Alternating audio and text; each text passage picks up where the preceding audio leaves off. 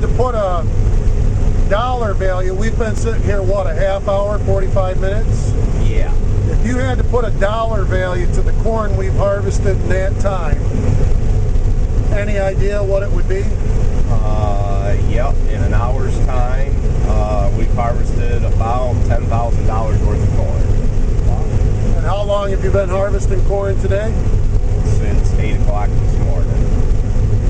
So you've been...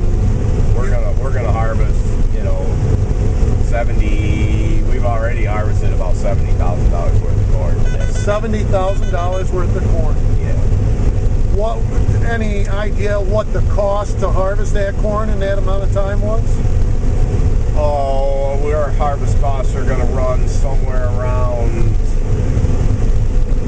50 cents a bushel, and we've harvested